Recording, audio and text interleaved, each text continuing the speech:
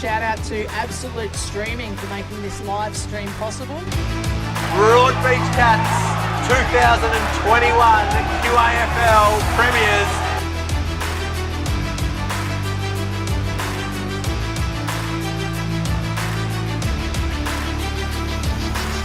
Big shout out to Absolute Streaming, absolute legends.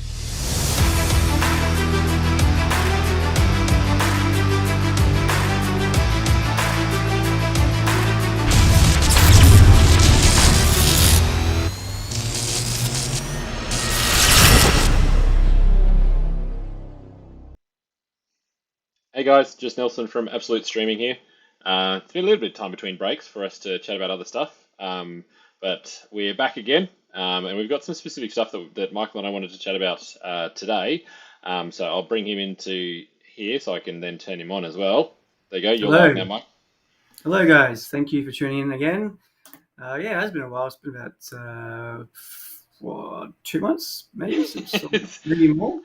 Maybe less than that, but I think the end of the year just got kind of going, and then it's just, I think we got to spend time on this kind of stuff because I think it's really important for us to get things going and to put some of it out there of everything that we do. So Michael and I were chatting before, and we're thinking that potentially with today's kind of episode that we'd probably talk about AFL from that point of view. And Michael, you've had quite a bit of experience in that kind of over the years. Where did you kind of start off with all of it and streaming or recording or whatever? I started off recording. This was going back 2015. I think I started, maybe 2014, but was basically just fresh out of film school looking for work.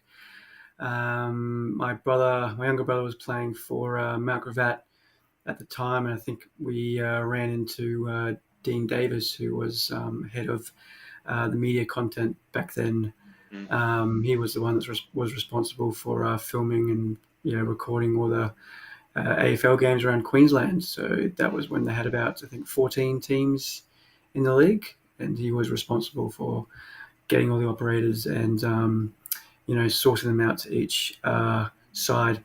So he was looking for operators that year, and I approached him and did a few test ones for him, and then so that was 2015 and did that for about 5-6 years, just every Saturday, going to the Gold Coast or Brisbane and or occasionally this Maroochydore and just recording a game or two. Sometimes would be just one game. And at that time, that was when, women's AFL was starting to get a lot stronger as well. So, the clubs pumped a lot of money into that. So that's when, they wanted those games recorded as well. So that was a really good timing because it would be recording the men's and then the women's straight after, so I'd be getting like 2 or 3 jobs a weekend. And it was really great. I really enjoyed it because I loved AFL. I love watching AFL. I never played it, but I loved watching it, which actually really helped because if Dean told me if you knew the game well, you would find it a bit easier to operate because you just sort of have this. He explained it. He said the way he explained it was, you kind of develop a sixth sense for what was going to happen next in an AFL game. Because AFL, for those who watch it, know that's a game that moves very fast. Yeah. But, you somehow know what's going to happen like a split second before, that a disposal's coming or, a quick kick's coming. So he was right. You sort of develop a quick sense for it. So you're always ready to zoom out quickly when you can. But, it was a couple of years there. And then I think I met you in, pre-COVID. It's probably maybe during. No, it's probably just like 2020-ish, I think, because I think 2019, they had, I might have been 2019, because they had all of that disruption to their season, didn't they? And so I was down the Gold Coast then, and so I was more down Currumbin kind of way. And I was like, well, I've got an A to mini, and I've got like some interest in kind of this stuff, and I've got, kind of a camera or two, but I never really had like full video camera kind of stuff, which I do now. But I think that was offering to the clubs and saying, hey, do you want to put this up? Like, do you want to show other people? Because obviously at that time states were closed in Australia, and Queensland was just kind of incubating itself, and people couldn't move around. So for some of those people that were stuck down, because AFL is such a Victorian-centric kind of sport, I mean, it's getting less and less, fortunately. It's spreading around more, but, a lot of people had gone, oh, you have to go back to Melbourne and I've got to do this and that. So for them to then see their friends or colleagues or, brothers, whatever, playing on it, like I know before I even, linked up with you guys or with Dean from that point of view as well, I know Palm Beach, Currumbin were really enjoying that kind of stuff and was putting a couple of ad rolls and just simple stuff and scores and whatever. And I guess that's when a lot of live streaming really started to take off. So, I mean, AFL is such a unique sport. Like, to film it as one camera, like how do you find it going one camera film? Because it's like you've got 170 odd meters from end to end, basically. And the ball can be kicked 50 meters at once. So you've got to be able to watch the ball in the air. You've got to be able to see where it's going to land. You've got to be able to then take into account who's going to pass that off or who's going to kick it next, where that action's going to go, and if they get tackled, so you're not like flying off with something. Like, how do you find filming that with one camera then, Michael? Also, back when it was only recording, we had to watch out for any sort of footage that would come in handy to the what do you call them? The officials. The officials. So if someone did something that was kind of considered, dirty, or there was a punch thrown here and there, we had to make sure we get that, and that was more important than the actual game. Yeah. So I guess they're the people that you're working for probably at the end of the day. Yeah, someone could be lining up for like a goal that would win the game, but if something broke out, right in front of you, you have to concentrate on that more than anything. But no, I like I said, I didn't find it incredibly hard. I think, as I said, it was just if you knew the game well, you kind of, it was a bit more easier to follow, I guess, because you knew the rules as well, and you knew, it doesn't take long for you to recognize which player would be spontaneous or, really fast and quick, or the big kickers as well. So as soon as the ball would land in their hands, you sort of knew that either they would, quickly dispose of it or kick it quickly. But what helps as well is, like, we always made sure we were elevated high off the ground as well. So that was the best point of view to get.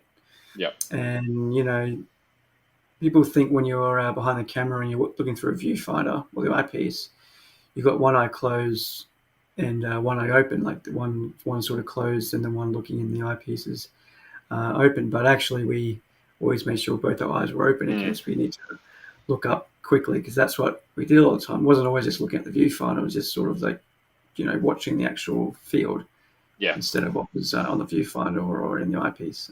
Exactly. No. It wasn't difficult. Sometimes the weather would make it challenging. For sure.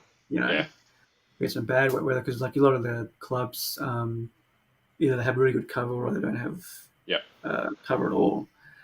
I mean, and like the time of day was always pretty easy. Like, if the sun was in a good spot and it wasn't, it kept it pretty consistent. Sometimes shooting the late afternoon, I guess, would be challenging, just to keep the exposure, to keep on top of the exposure when the sun's going down. There was always that period where the lights the lights around the field, are on a timer, so you're kind of balancing that sort of time period where it's like dark but not dark enough to chuck the lights in. But with a camera, that's pretty noisy.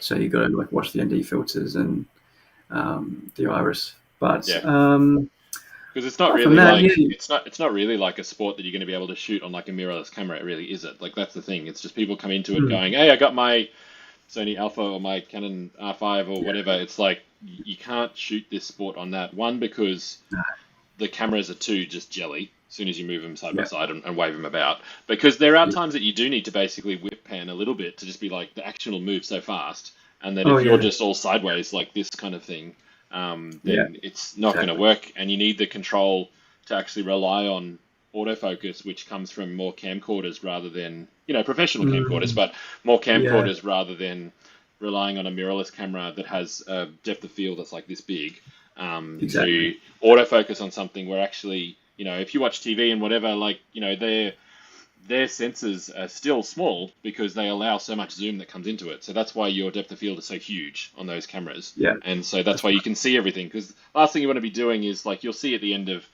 AFL or when they run on the field and they've got their little gimbal kind of camera running along, like suddenly that's a mirrorless camera and that's just showing such shallow kind of depth that you just can't do that when you're recording this kind of stuff. And so that's why I guess we use more camcorders than anything else in this instance. That's right. No, that's right. I have been meaning to. I've been looking at the Black Magic though, and I know a lot of freelancers out there are starting to use the Black Magic Pocket Cinema cameras for their live feeds, and they all it was by the rocker. Yep. For the focusing and by another rocker for the zoom, but again, that does come with autofocus, which can always be handy, but not great on the Black Magic ones though, is it that much? Like it's not continuous kind of stuff. Yeah. No, it's not. So you have to you have to like set it at a particular f-stop. Yep. And hopefully you can just have that remain at that f-stop while keeping it all in focus. Yep. Yeah. Depending on the time of day you're shooting as well. And I guess like when we've done that stuff, we also think about what people are watching it on as well. Like I think that's always important when you're coming to recording and streaming is that like the majority of people are not playing it on a 4K TV. Like the majority of people are playing it on their phone or an iPad. Yeah. And from that point of view, YouTube's going to degrade a quality anyway, or whatever CDN you use. So from that point of view, like I think you accept some video quality changes to give you like utility around it. And I guess that's where the filming part comes in, is that you're always going to need to be able to zoom fast or to change a lot of other features, because a lot of like camcorders that we've got and whatever have the rings and have all the aperture kind of stuff, which are certainly in some of the other cameras, you got to press all the buttons and do whatever. But I guess it's a lot of on the fly kind of change to do that, and the ND filters, the other things like that. So I think you accept some of the quality things to be able to get a really good looking kind of process probably than anything else. And so because I mean there's a lot more zooming that like goes on for you, isn't there, to record that kind of stuff? Oh yeah, there's heaps of zooming because you want to you always want to acknowledge the players, because it is about the players. So someone takes a really good specky or a lineup for goal, you want to make sure you get the number in and get who they are, and if they're lineup for goal, you sort of slowly zoom out to make it a little bit more dramatic, especially if they're shooting outside of 50. You want to sort of acknowledge them first, and then you always want to see the scale of where they're kicking from as well. So as we always make sure as they're walking in, we sort of zoom out with them as they're walking in, just so we can see how big this goal is going to be, or if they're shooting from, if they're kicking from corner, like in the pocket. We want to sort of show the width, the length of that goal to the players. But apart from that, and then we always have to shoot back. If they're successful in kicking the goal, we got to sort of quickly zoom back and make sure we get the player, which is always hard because they're all like all jumping on top of each other, and we've got to make sure we're getting the right, acknowledging the right player and stuff. But sometimes you do. It's quite spontaneous things happen in AFL. Like it could be all of the players just at once. 20 players in going in, and then the ball might just quickly get booted out, and you got to be like, whoa, where'd that come from? And then a lot of AFL players are fast. They think fast, and they they move fast, and they make quick decisions to get the ball out of there and do a quick goal. And that's where you really got to be inside the game yourself as an operator, because your fingers is always on the zoom, and you just got to be ready, because you don't want to miss. You don't want to miss anything. You don't want to miss an amazing goal. But we shoot at 50 frames, which did we always shoot at 50 frames, or is that something we? No, we've always when we've been there, we've always shot at 50 frames. I think for some of the older stuff, certainly it's gone to 50i. Like we're talking back the older Sony camcorders and stuff, like before progressive became a big thing. Like, I mean, fortunately nowadays, like, camcorders I've got, whatever, have like 1-inch sensors. So you do get a better depth of field out of that. Like it does look like a better image than just the really tiny, 1/3 CMOSs. But yeah, from that point of view, like I think we've always been at 50, because 25 is just too blurry. You can't, the moment you move and you whatever, like it'll look okay, but it's not going to look like not going to look like great, to be honest. Like 50 is A where lot you of need to be. Yeah, I was gonna say like a lot of other companies and freelancers I come across, they do Mm. still shoot at 25. Yeah, So whether they think it's I don't know.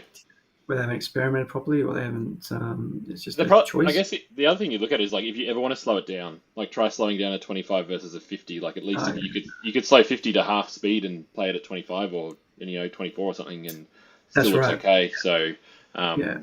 yeah, for the only problems I guess when you run into when it comes to gear for us and recording and then streaming is that YouTube Mm. with its live streaming is very 60p dependent and very 30p dependent, and so I think they might do 25, but they pretty much Mm. reconform all of the 50 to 60 basically. So Yeah. we still shoot and stream at 50 because that's what we're in Australia. We're on PAL systems, there's not one Mm. standard across the world. But from our point of view, like I guess there's always a thought in my head of like, do we move to 60 at one point?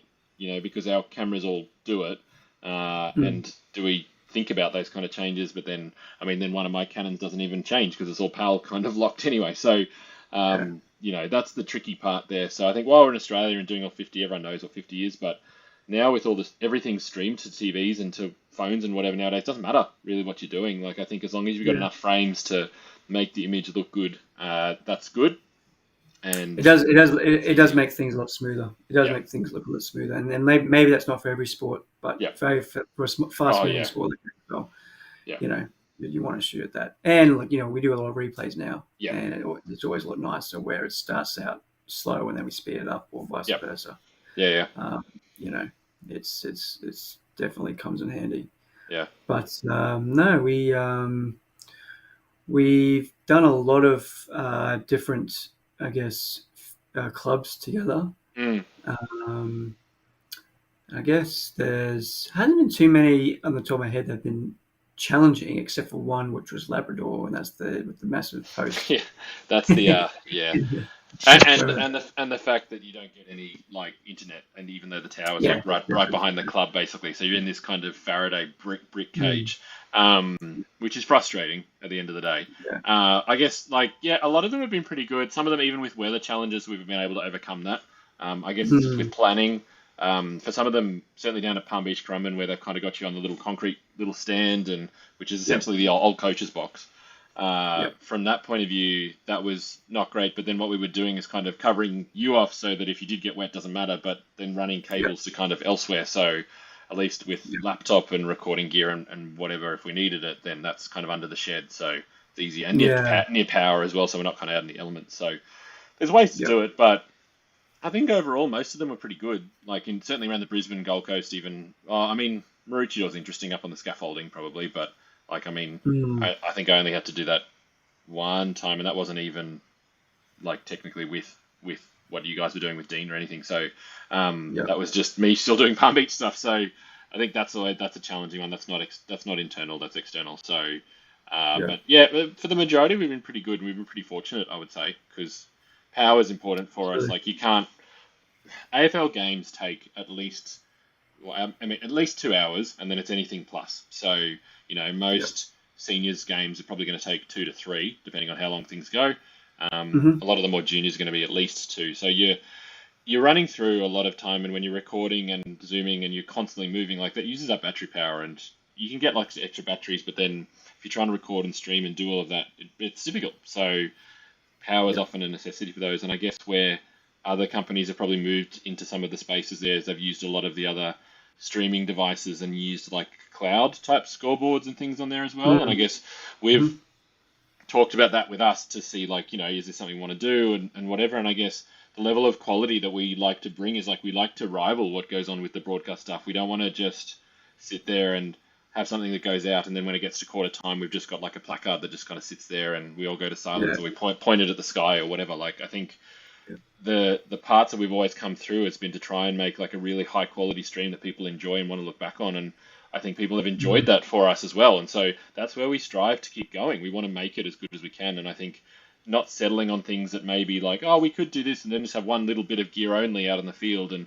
someone back at home or base or whatever's on a computer dealing with it in the cloud. But that's probably, we'll end up with some of that, but I don't think we'll be compromising any of our quality because we want to keep a lot of the graphics and replays and other elements that like the audience really enjoys. And I think we've even the development people that we've kind of been with as well. As soon as we introduced that, we were like, look, we've done this for years. We want to put it in there and just show you what it can do. And we know that a lot of the development games are watched by scouts nationally because these are people that are top quality where they're at and coming up through the ranks. And so we're not trying to obstruct the view of people, but during those break times of, it's a good 30 seconds probably between goal kicks to ball bounce in AFL. So we may as well fill those times with tackles, hits, kicks, goals, like all those replays. And I think people appreciate that because they've got time. Because when it's live and you don't see anything, you're just like, what went on there? Who kicked that? I don't know. But, we've got the ability as absolute streaming to replay that, to put it back in there. Yeah. And often I play it at like 75% or something as well. So you can see what goes on and you can see what happens. And I think, all the comments that we've ever had have always been good. No one's ever turned around and gone, why is the replay in there kind of thing, isn't it?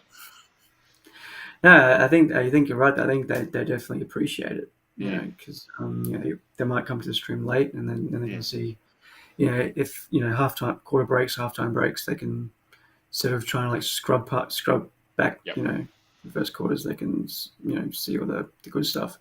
Yeah, and it's it makes things less boring. Like we don't want to just, like you said, we don't want to like just zoom out and lock off wide shot and all that stuff. We'll be right back. I guess the other thing for us doing the stream stuff is like, because we put royalty-free music on it, we put other things to try and make it interesting. Like you've said before, and the last time was like we did the rained out, thundered out game, and we're just like putting up replays, we're putting up messages, we're putting up kind of like live vision. So those sitting in Victoria or Sydney or Adelaide or wherever, it's just they can see what's going on and be like, okay, this is why they're not on the field and this is why the game is called off. So communicating that, like if we were just in the cloud on that, we'd have no option at all. And I think you'd be like, oh, but that's okay. But it's like, I don't think we settle for that. Like we don't settle for just like, that's okay. I think we want to settle for that absolute optimum level. And that's where we want to stay at and kind of build on. And I think that's where our clients really appreciate that. And that's what we want to grow with, I would say. Yeah. We just want to make it, we want to make it fun. That's what it is.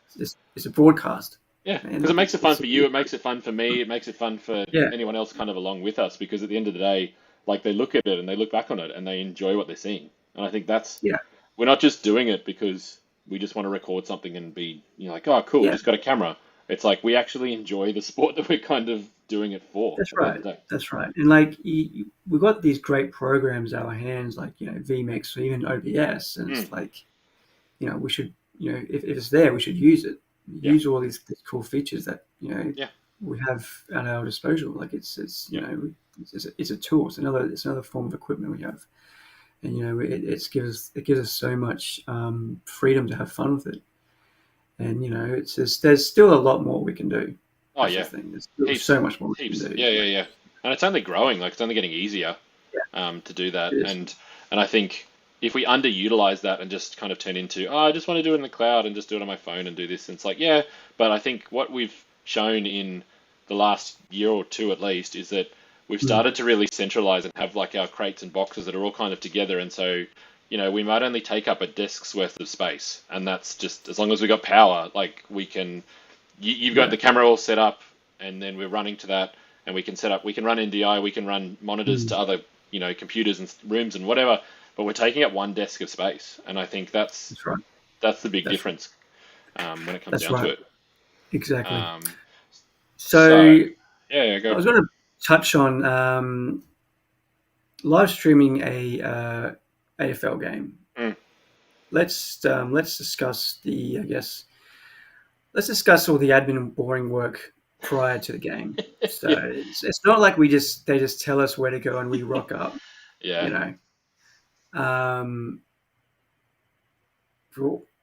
First thing they tell us is which venue we're going to, and it's usually sometimes it's usually one or the other for us. It's either Brighton Roads Arena, or sometimes it's Heritage Bank Stadium. So, but first things first, we're going to make sure we've got access to that room, because we try to get there early, which we'll touch upon why soon. But we always want to make sure we get access when we want access to it. Because the earlier we get there, just the better. We set up early, leave a lot of time in case something goes wrong, or vice versa. And then we, I guess, find out who's playing, so we can have the graphics sorted for that. Yep. And now this is kind of on your end more. Like, what do you Yeah. need from the clients prior Yeah, to yeah. a game? So I guess because the level of stuff that we do really it's a lot involved. Like it can take a couple of hours sometimes just to put everything together. So it's never just even though an AFL game might be 2 hours or 2.5 hours or whatever total. That's actually the easy part for us because everything's all preloaded. So I can press buttons as you can see on the screen there. It's like we got the Stream Deck and that's linked up to vMix and whatever there. But that's probably not a bad image this one because it's got that's vMix that we use on the laptop and you've got graphics there, so there's a lot of templates that we've got to be able to set up and tell the viewers what's going on. So if you ever think about a broadcast on TV when you see, there's a game coming in for AFL or football or whatever, and it's like, okay, how do you intro that? So to intro that, you've got to have maybe a video graphics, maybe you've got some static graphics, maybe you've got some information, but you've got to do it in a way that you can actually tell a story with it. And so by doing that, we can then no one has to call us and be like, hey, I don't know who's playing today, or I don't know what's going on. And although for a lot of the streams, like you've got descriptors in YouTube and things, and it's been sent out to certain pages, and so people know what's going on, but they might not know what the score is of this. And I think we've started to integrate a few features in that. So before a game, it'll be team logos, and I've certainly got a big library of team logos, certainly around Queensland on my laptop. The other ones are sometimes that we like to integrate if we can, like team lists would be awesome, but I mean, that just depends on what's available. It's hard with the development ones because they might have a huge squad of like 45 people. So you don't want to be putting tiny names up on a phone because no one's going to be able to see it. But timings for that to know what's going on, graphics for that if there's anything they want to put up, like logos, as you can't really see it too well, but if you see the laptop screen on the right there, which is the program feed, essentially the fact is that that's got like a bug. So that's the word for the little logo that's up in the corner. And so that could be that it's sponsored by that. It could be the league for that. So we want all those logos, basically. The timings of when we need to be there, if there are any other graphics elements. And then, it's just about where it's going to and then sharing around those links, creating those links, making sure they kind of work and they're all lined up. And, so there's a lot to check before that, but it mainly comes down to graphics and altering things. Fortunately, we've had the benefit of doing it for a while, so we've got a lot of templates that are set up for that. So and kind of push it in and out and flick a few things through Photoshop and that'll work. But from this end, it's about creating those kind of templates for a start and then programming through, if the Stream Deck kind of goes bad, it's what we do next and how we plan that. So there's a lot of redundancy we build into it to make sure that it works. I think just making sure that works there, that's the biggest thing. So, and then we'll get there, a good hour and a half sometimes before a game to be able to set up, and we're getting more streamlined to unpack it and put everything together, but it still takes probably 25 minutes to do all that. So, it's not long, and then we can just kind of sit there and be relaxed that everything's running, and we can start the stream, 15 minutes early and have it sitting there on a hold slide with some music and transition to that when people run on. We can show the coin toss and who's running which ways, like all that kind of stuff, I think, rather than just like cutting in where it's like the bounce is happening. I think the big thing for us is like, how can we make that look better? And of course, then it becomes like, with your cameras or with the recording devices we've got with the Blackmagic HyperDecks is like making sure the cards are kind of empty, making sure we've saved other stuff. Like this, we record redundantly. Like you record to camera, I record to at least 2 devices, and we've going to YouTube or wherever as well. So going live by the Live You Solo. So got heaps of stuff going on that it's not just one thing. It's not like we're just pulling it open and going, that works. So you got to be thinking the whole time. And I think as we do replays through it, that creates a whole other thing because I've got to make sure like that they're all kind of cleared. I've got to make sure they're all lined up, that all the keys work. So it's never just kind of turn on. I wish it was sometimes, but I think when you want the level of quality that we try to bring to it, like you got to put that effort in, and that's where we come out. That's right, and there's also the system of the files and what to do with them straight away, because at times we would do a day where we're shooting 3 games, and the first game might be a team from Sydney, and we always want to make sure that we know if they're leaving straight away after their first game, so we've got the footage ready for them as well. Because they need to have that footage to, I guess, watch on a plane back to Sydney, or they just want it straight away. But that's another thing we have to think about days prior to the game is who needs the footage, who are we giving it to, what time do they need it, and luckily we've got a pretty good system in place where the 4 quarters that we shoot, we give it to them on either a USB or they can even supply an SD card. Yeah. And the file sizes aren't that big at all, and Nah. it can probably take maybe up to 5 minutes to have that all. Yeah, especially with the drive the USB 3 stuff, like it's pretty Yeah. quick to kind of get that done. So, and I think that's where, like, in the photo there that I put up is just with our hyperdecks. I mean, they just work. I was chatting to an audio tech on the weekend when I was at the QMO concert, and they just I was like, these things here is just like, put them on the beach, you put them in the sun, you put them like, even if you pull the power out, it'll just like cut the file and keep it there. It won't corrupt it all. It's just like they just work, and that's what they're designed to do. So we run they're very a few of these. They they're work very so easy. well.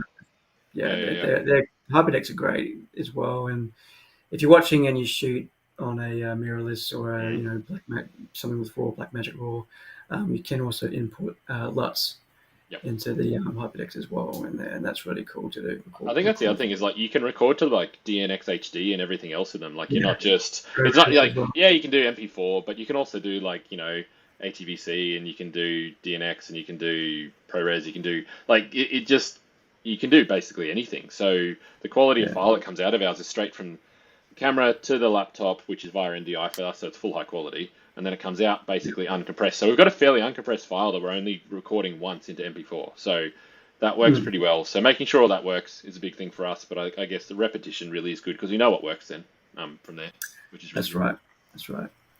But no, apart from that, I guess communication is key when it comes to the days prior to the match. And then we get there like you said, about an hour and a half early, just so we're not getting there rushing around, and because the equipment that we got, it's expensive equipment. We don't want to.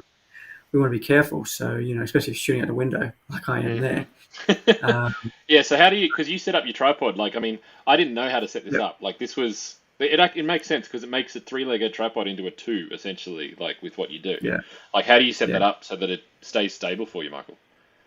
Yeah. So stability is key for me when it comes to shooting AFL. Like, we watch a lot of footage where it's quite shaky or wobbly. It just throws right off and can give people a headache. So I just extend the two legs out. I just get a bit of a toilet roll and just put that around the legs, and then I just duct tape around it and duct tape around to that pole you see there, and just make sure it's really secure, and it's just like it's really, really tight. It's really stiff and really tight. Yeah.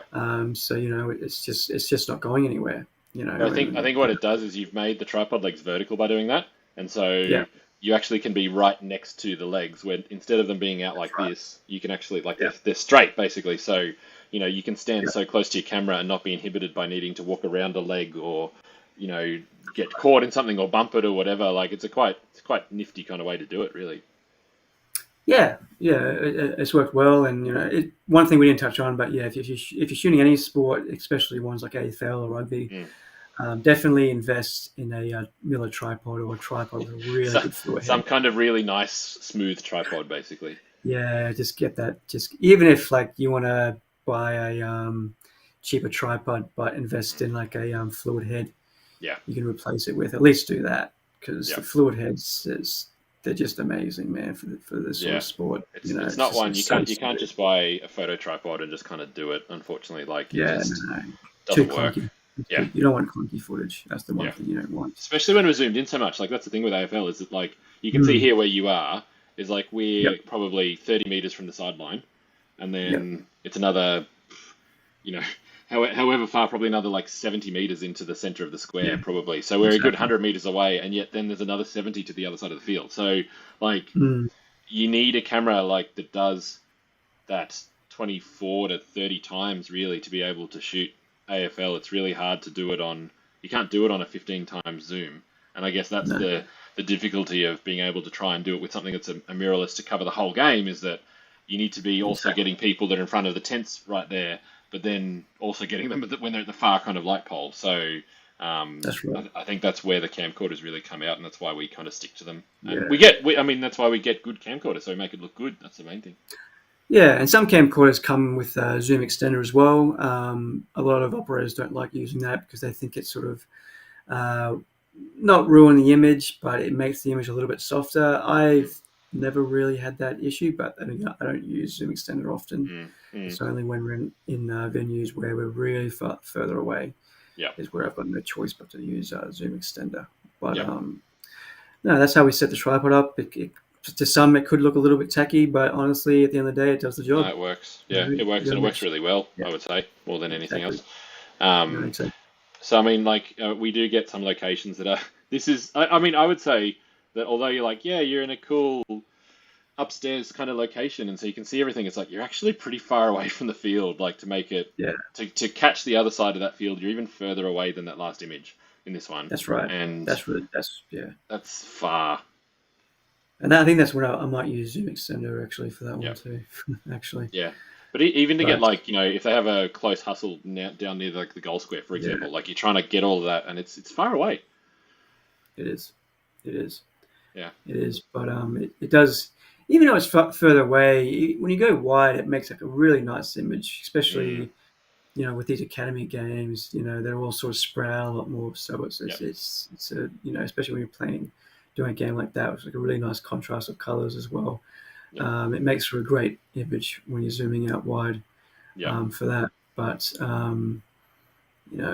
we love shooting on the big fields.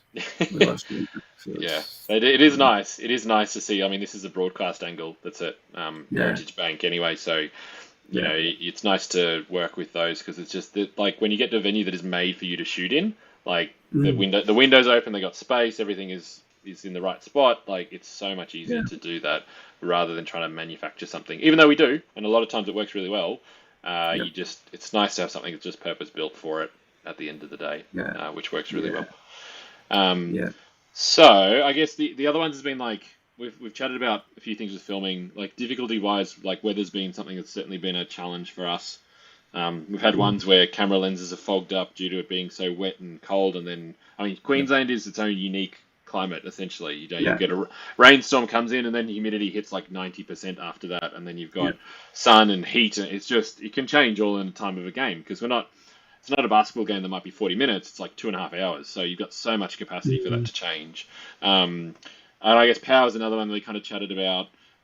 Any other difficulties, kind of issues you think you run into a bit when it comes to AFL necessarily, Michael? Um, no, not so much. I mean, if there's anything that happens, it's you sort of learn the hard way, I guess. But then that's just how you learn. Yep. Like you mentioned, at times it was so cold, the lens fogged up, and now we know not It's a very, very just unique scenario. leave the lens cap on when Yeah, yeah, yeah. you don't need it. But no, I mean, I can't think of anything Yeah, okay. too difficult. I think you just got to sort of plan ahead a bit. Yeah. For where we are, when if we're driving to the Gold Coast, on a Saturday Oh, morning, yeah, that yeah, traffic can be bad, and yeah. that's when you gotta get up just that little bit early, just to keep an eye on that traffic. Yeah, I And think that's why we're often leaving like that 2 hours before, just to be like, we just get there and be there like super just early, and it's fine. get there and Um, chill, beat the traffic. yeah, I'd say sometimes like No, I mean, there's been times when we've been on like raised scissor lifts and things like that. I guess to try and make mm, elevation, that's probably been a challenge for you sometimes to because they are limited platforms often for you to be able to shoot on. Like that's been difficulty, I guess. that's right, yeah. And at times, some clubs propose that we do a behind the scenes, behind the goals angle. Mm, And basically, what that is it sounds like exactly what it is. We go behind the goals and we shoot wide, and we don't move the camera. We just mm, it remains wide because the coaches and the officials, they want to look back at the footage where they want to see literally everybody, and they want to see where everybody is. It doesn't mm, matter if they're kicking at the opposite side of the end of the field. They want to see where every player is. So basically, we have to get up on a scissor lift, lock it off wide, and just keep it wide. And I guess the challenging part of that is just making sure where we've got continuous power mm, and that we have enough space to record on the mm. cards. Which again isn't necessarily a challenge. It's just something you got to think about in hindsight. Yeah, That's about it. And weather is obviously something we yeah, always have to factor in. So that's we invest in things that really are quite affordable, like a shower tent. Yep. So we put our gear in a shower tent and zip it up, and that way nothing gets in, and make sure we've got. Sometimes we've got Jenny for power, but sometimes with the cameras that we have, we've got those batteries where it's got like 7 hours on them. Yeah, exactly. Yeah. So stuff like that. But yeah, I mean, I think as the years have gone on, we've avoided any sort of dramas because we've thought about it in hindsight, or we've learned the hard way. Yep. And from if something happens during recording or before recording, it never happens again. Yeah, we've learned from it. I don't think we've ever not had the full footage to play with at the end. I don't think we've ever had a game where we've had lost footage that we've not been able to have had recorded in some level, because the amount of level recordings that we do in the amount of different sources, because we know that maybe something of this will go down, or maybe in a rare instance that can happen. And I can't recall a time that we've not had the footage to hand over, really. It might not be right at the time, it might be later that day when we pull it off cards or cameras or whatever, but I don't think we've ever had a time where we've not had the footage. Even if streaming can live streaming is live streaming. It's got live in the word for a reason, because it can have issues, and I think the important part is that we've got the records behind it, because if there are issues, then we're covered, and we can go, okay, look, the internet went down, or we lost power on this, or we did, but it's we're still recording, we're still doing all of this, so we've got and because we record out of our laptops so that we know what the stream looks like, so we're literally recording high quality before it goes to YouTube or wherever. We've got that saved, and we've got it saved in so many locations to do that. And I can't recall, I don't know if you can, but I can't recall a time that when we've been working together that we've had footage not to be able to hand over at the end of the day, or to upload that day, basically. No, we've never had to even resource and go into the SD card record to. Yeah. Because I'll record through the SD card and the camera, which isn't really necessary because we've got all these other recording options. Yeah. But I mean, it's just, if that's our last resort, then so be it. Yep. But we've never, we know it's there for safety. Yep. Back before we started streaming, I was on my own doing recording. There were times where the power that I was relying on cut out, on the club, and that's when you would lose recording footage because you're relying on that power. But again, that's when you sort of then learn. It's okay, nothing can be trusted. I'm bringing my own. Bringing my own power station, my own sources. And I'm not relying on any other outside source. Yeah. Because it's not just the fact that we lose power, but you got to find someone to fix that power or source that where that's coming from, and you're wasting time doing that. And they got to call somebody, and then all of a sudden you've lost a quarter. And the game doesn't stop. This is the thing. The game can play without power. It doesn't need power. So I think that's the difference when you're doing community, regional sport, whatever. That it's not like the lights go off at the Gabba and suddenly they're just we can't play because it's dark. It's no. For a lot of those, I know they're not playing at 8 p.m., 9 p.m. at night when they're often playing, but a lot of those that are an afternoon or something, they'll just keep playing.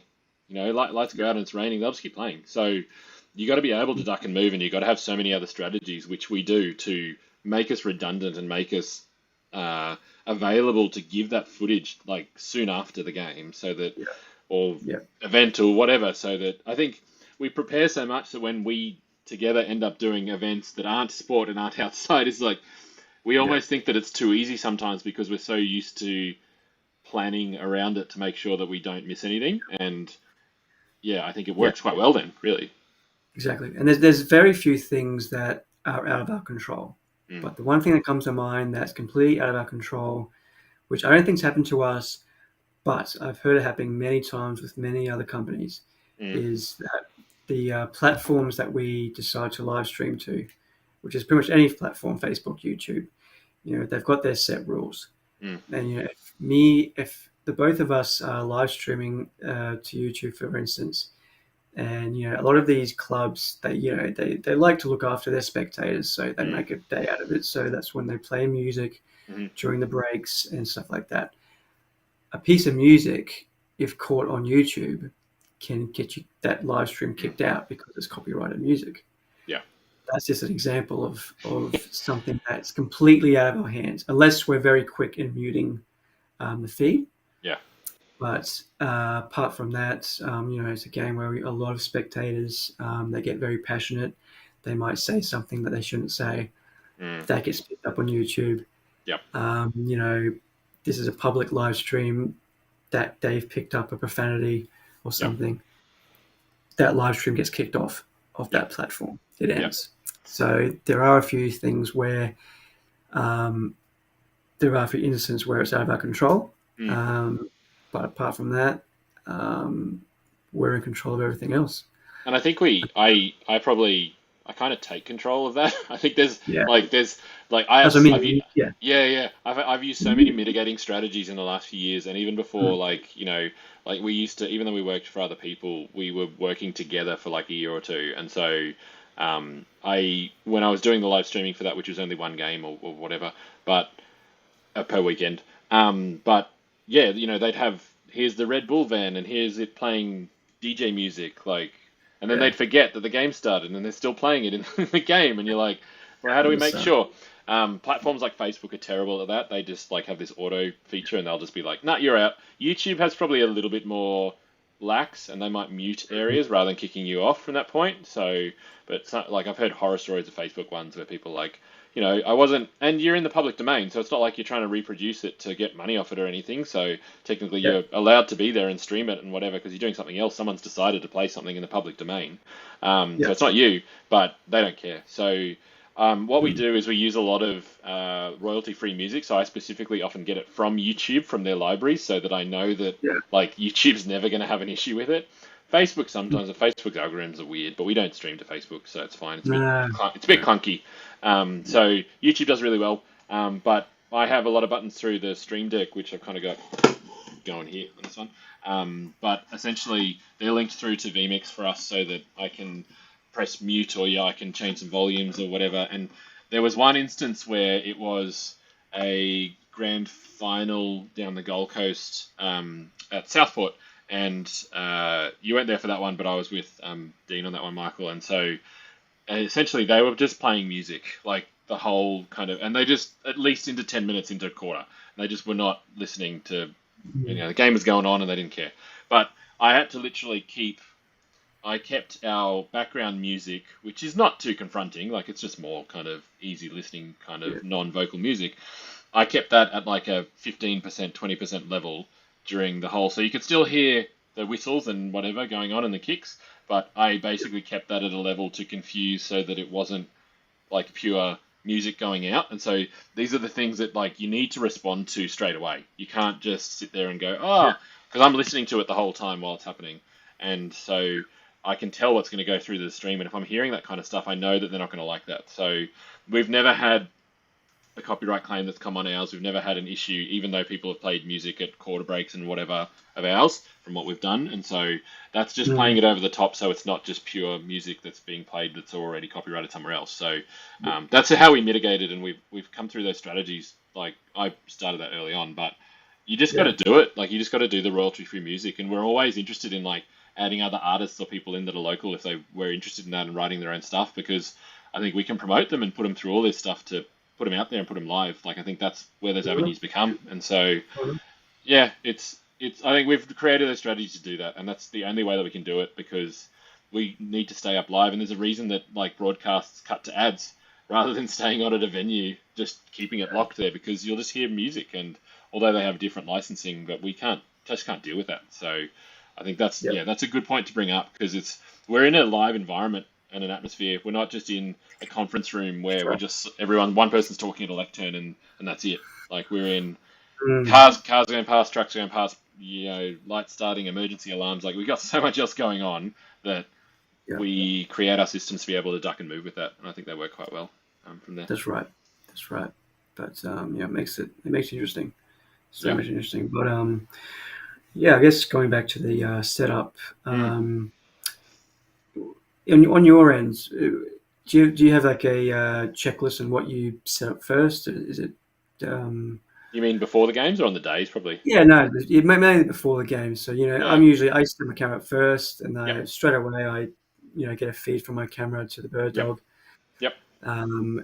But for yourself, like what's your like checklist when you get to a venue? Yeah, so we come with a fair bit of gear. And I think the main parts is I've got VMix already set up. So it's super easy for us to be able to just like turn that on. So then turn that on, get power connected. We've got our cases, as you see there. We've got a HyperDex. We've got the LiveView Solo there as well, plus all of our modems. So it's kind of just, really, it's just unpacking and uncabling and connecting stuff. So the case gets open, that's got our Netgear switch in it, so the M4250 that runs all our ND&I and then runs that through to VMix. So getting that all kind of turned on, getting power on, getting the HyperDex all turned on. And then really it's just about connecting things up. So like you said there, we use our Bird Dog flexes. I don't have a photo of that at the moment, but essentially they run in all our NDI as a flex in, and that comes in at full HD, comes through our Netgear switch, and then gets picked up by VMix to use as a source. So we've got all the Ethernet cables that are going between there, nice and cheap Cat6 cables, rather than buying expensive kind of HDMI ones. So that's the real, like we can go 100 meters on a Cat6 cable for like $50. Like you can't do that on HDMI cable. That's like 3 meters. So it's super easy to do, and that's why we do it. And because you get such high quality out of it as well. So we do all of that. Like I'm getting the feed from you through it. We're making sure all of the modems are kind of turned on, making sure they're all synced in with their MAC addresses to the LiveView, which again, I've already set up the LiveView Solo before because it's got a nice online portal. If you ever use these devices, they're so great and easy to use that I can even pull it up on my phone and kind of redirect where the stream is going to go from the LiveView as it goes up to their cloud. So this is their LiveView Reliable Transport one, so the LRT. So I can even tell it to go, YouTube here. I wish YouTube would allow you to on and off your stream for your mobile, but one day, when I think you get like 1 million subscribers or something, or 1,000 or something, they let you. So yeah, we do all that. We plug everything in. We make sure it's all kind of connected. I make sure all the sources can see in VMix. Sometimes we need to turn stuff on and off. That's just what it is, but that's why we're there early. And so once it's all running, like I think we've got it down to almost 20, 25 minutes, to be honest, like, because we just bring all the cases up to pull everything out. We always bring, I always bring one of my cameras as well, just in case you had an issue with yours there. So again, another redundancy that we've kind of got. So a lot of our stuff is HDMI. So we run HDMI out of our laptop, which is uncompressed from there through VMix, and then runs straight into a HyperDeck, gets a record, then runs straight into the LiveView Solo.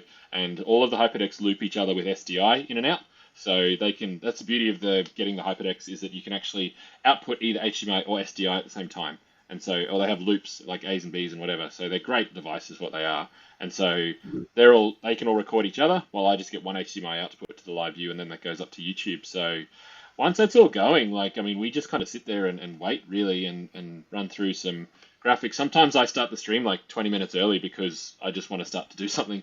We'll have music and stuff, and at least people are logging on then. Like, you'd be surprised, some of the bigger streams we've had with some of the more high profile development type games, we'll have like 25 people waiting, and this is like 15 minutes before the game even starts. So you may as well give them something and say, look, game's starting soon, this is the time, whatever, instead of just... And there's train drills as well. There's a lot of train drills around that time, and like you said, the coin toss, and they sometimes we get a really nice shot of both teams in a huddle.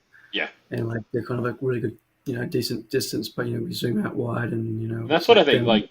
You mentioned that before with like the Sydney teams, or anyone's interstate compared to where we are. Like, first of all, you've got someone who is a player who's looking to come up in the ranks and really do well. And so you've got a whole family, you've got supporters, you've got other people watching them, or scouts or whatever. So you they're not going to be able to travel with them.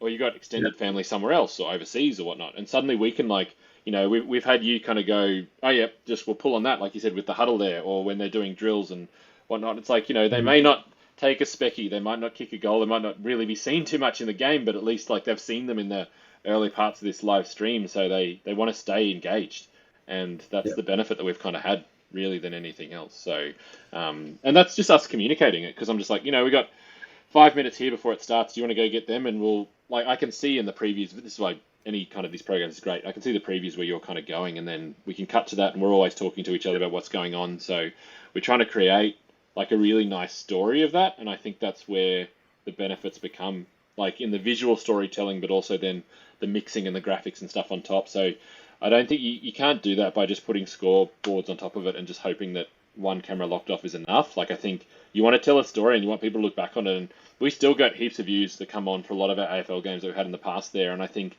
I don't think it's just for people watching to see if they're seen. Like, I think it's also looking back to see the quality that goes on. So I think Yeah. there's a lot more to it, I would say. Yeah, absolutely. No, Mm. it's such a fun game to Yeah. record and live stream for that very purpose. There's so much room so much you can do with an AFL game. Yeah. And 100%. it's a great game, and so many great things can happen. I think it would train a lot of people that are ever interested in sport if they're going to start off with AFL. Like, I think you learn a lot of skills very quick because if you just lock off really wide and just kind of pan here and there, you're not going to enjoy it, and you're not going to know what's going on. Like, you have to be dynamic with it, and that's the way that the sport works. And so you have to do that alongside it to get a good image. And I think that's what you do really well, Michael, because you've seen it for years and years, and like we've both watched heaps of it. And I think like I came into it doing years of photography, sports photography, and stuff like that as well. So like I knew when those key moments were as well. So having a bit of background to that is super useful. But I think if you're ever interested in like doing this kind of stuff, like AFL is a really good starting point, I would say, than anything else. Yeah, yeah, no, exactly. And AFL is a sport where it keeps you just invested, continuously invested in it. Mm. Like it's not like it's not like for example, cricket where there's one ball and the batsman hits it and you've got a bit of time to breathe and wait for the bowler to get back to his mark, stuff like that. And AFL just keeps going and going, and it sort of it's challenging at times, but I'll be lying to say that it's very you get fatigue from it at times because some of these quarters run for like 30, 35 minutes, and you got to concentrate pretty hard for 30, 35 minutes. Yeah, because there's times where they don't get a goal. Yeah. And, Great. And that's even in like men's seniors games as well. Like that's like say for example it's raining and everything's muddy and no one's able to kick the ball more than 20 meters. Like it's a long time because then there's stoppages and tackles and whatnot, and it just keeps going. And we've had quarters, like I remember certain ones down at Broadbeach, whatever, like 35 minutes there, that they just kept going basically. And like it's a long time to be waiting and then to go to a break and then come back again. So you got to be on it. Yeah, that's it exactly. But no, it's a great sport. It really is. It's a great sport. It's a fun sport to watch. It's a fun sport to be there to shoot as well. We both love it. We both love that sport. Yeah. And I think that's why we tried to extend our skills into other ones as well, which I think is working. It's just growth now. Really, that's the next things to kind of consider. So, what's one sport where you would love to try and bring your expertise in? I've always had interest in like I mean I enjoy disc golf. It's like a weird sport, but I think there's these like Live View had this case series that I really liked, enjoyable. Like I knew of these guys before I saw this case series of it, but there's these people called like Jomez Pro, and so what they do, it's a US thing. I mean, and if you're in the US with a market like that with everything available, sure, it's much easier to be able to do it. Australia's hard, but essentially like they turn their pro disc golf kind of tournaments as in like they'll have a couple of follow cameras with like the lead group and they'll follow them around and they'll have a few set up around like a hole, because it's not the same as like they still throw it a fair way, but it's not the same as golf necessarily that you need buggies, so everyone's always walking. So like that'd be cool. I think that'd be cool to do, because with the live views that we've got, like essentially that's what they use, and so they'll have the little backpacks with it. They'll be like sending SRT or something else back to a main base station, and they can then mix it together, do replays. They can have commentators there as well. I think that's like a really cool type thing. The struggle in Australia is just money, to be honest, and I think that's where you'd really love a little bit more advertising or sponsors coming out to be able to do that. Unfortunately, we're just not a big market for that. And I'd love it. I think sport in Australia would go so much better, but I think it struggles with that just because we're just not a big market, and because there's other people paying for other stuff and they're not as interested in what the community sport is doing. Like it takes a lot for a business to put up money for that. So I think aiming for those big events, like I've really enjoyed the bodyboarding. I think that was a good way to parlay that in terms of our skills. And like I'd watched surfing for years. I've surfed myself a lot, bodyboarded a lot. So to do that, and I've watched a lot of World Surf League with that. So actually that was another useful aspect to come into. And I guess I've like trained you up a little bit in terms of like where to go and what to do. And I guess that's that's Yeah. been enjoyable, and I think that's got a lot of growth potential in it because I think in Australia no one Mm. really looks at it when they've got so much talent. So I think that's where I see those scraping things happening. What about you? That's a great sport. I would love, well, cricket. I mean, like cricket is another Mm. sport that we both love. We both Yeah, have a passion for yeah, cricket, yeah. and we've discussed what we can do for a live streaming Mm. cricket game as well. And it's just one of those sports that creates so much other opportunities for us. And I think cricket's one we can definitely Mm. grow in because cricket's one of those games where again a lot happens on the field, and you would need more than one camera. Yep.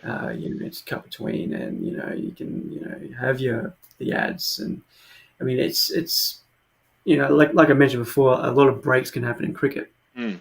That doesn't mean that we have to follow the bowler back to the mark or Mm. go to the batsman. That means we Mm. can show advertisement or show replays Yep. or have commentary there where they can have a Yep. bit of banter. Cricket is just one of those other sports where Mm. we can have a lot of fun with.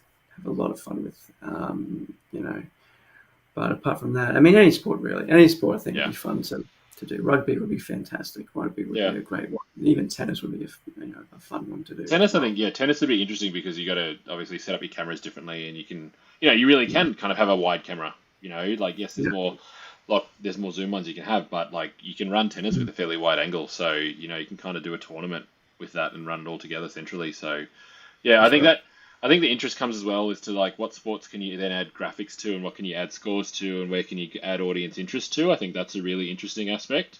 Yeah. And I think Australia largely is really untapped when it comes to a lot of our like sport in so many different regions. Like even, I mean, we have the ability to go really kind of quite remote to be able to stream something, for example. And so I think there's a lot of those ones that don't get much playtime. I think I watched NITV one time, which is the Aboriginal and Torres Strait Islander kind of network within Australia, that's on free to air. And so that was great. They did this whole section where they were doing, I think it was a softball game or a baseball game, and it was out near, I think Alice Springs or somewhere out kind of middle of Australia.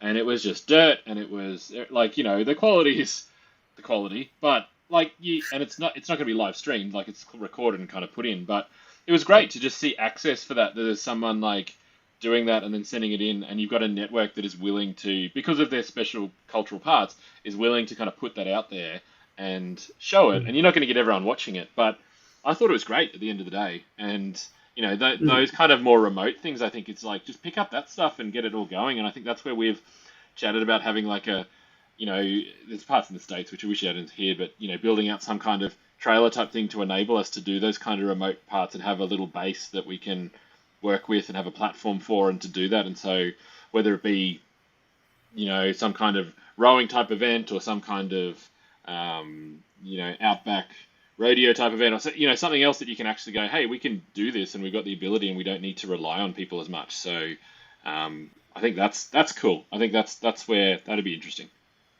Yeah, that'd be cool. And no, the remote, that stuff's great because it's people don't know what's going on Yeah. in those sort of rural areas. So Yeah. it's just another great way to showcase what's out there. Yeah. It's that's another great example Yeah. of why streaming can come in handy because it's just, to put it simple, it shows people what's out there, and you can't you won't be able to miss these things again. And I guess that's what we also, and we'll chat in subsequent episodes as well, but like when it comes to our like the wedding stuff that we do and the options available for that, like weddings might be in the middle of nowhere, but we have the ability to show people around the rest of the world what's going on. And so to do that with the gear that we have, and to not really be, we're not going to be in anyone's way to do it, that's to have a multicam kind of setup with like it, that's pretty cool. Yeah. No, plenty of options. It's been great. It's been great so far. Yeah. But apart from that, I think we've touched on a lot with AFL. Yeah. I don't think I've really missed anything. No, I don't think as so. of yet. I mean, we always talk about internet and stuff like that. That's just Australia. So Yeah. I think we've talked about the live views and what we do, and I think that's a way that we've been able to overcome that part and using certain networks. So you just got to use more devices, really. That's the only way to do it in Australia, I would say. So they're the main things. Yeah. But to the people tuning in, I guess if you have any interest in shooting any sports or recently got the opportunity to shoot a sport, I guess drop us a line, and if you have Yeah. any questions or concerns about how to shoot something, or how to set up, or even just admin work or whatnot, just drop us a line and we can give you some advice. Yeah, I think even if they're Uh, like even interested in something, they're like, hey, how would this do you think Yeah. this would work or whatever? It's like we're always keen to collaborate with people as well. I think that's what we've kind of shown, and so if there's ways for us to work with other people and to see other stuff and to do other things and just to get stuff out there, like I think we don't do that as much in Australia, and I wish they did, because whether people are just apathetic or something, or maybe it's a kind of Australian it's fine, I'm happy to be relaxed kind of thing, but when they see it, they really appreciate it, and I think that's where the gold comes from for us. So, yeah, anyone out there interested, even just have a chat, just send us a message, send us something through either Facebook, Instagram, or whatever, and we're pretty responsive on that stuff. But yeah, I'd love to have a chat and see how we go from there. Absolutely. Cool. Well, I think that's probably touched a lot of stuff for us, to be honest, Michael. I think so too. I think next time we'll discuss more on, I guess, bodyboarding. I guess I think that'll be a fun one to discuss, because like I said before, a lot of people aren't aware that type of sport really exists, and it's a lot different to AFL in regards to, I guess, the hours and what we do for bodyboarding, and I think that'd be a really fun one to dive into. Yeah, no, definitely. I'm looking forward to that. Yeah. Well, I think we'll chat soon. We'll get a few things going and get some content out there. I think that's the biggest thing. But yeah. No, it's been good. Okay. All right, mate. Alrighty, that's it for now. We'll see you next time, I guess. Yep. We'll see everyone next time. So yeah, let us know. But from Absolute Streaming, I guess we'll say good night. Thanks, guys. See you later.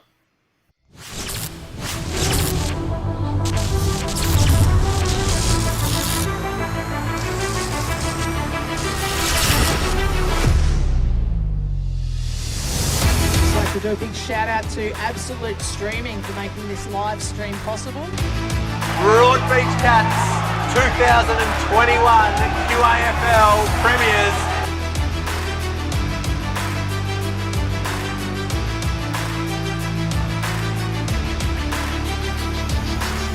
Big shout out to Absolute Streaming, absolute legends.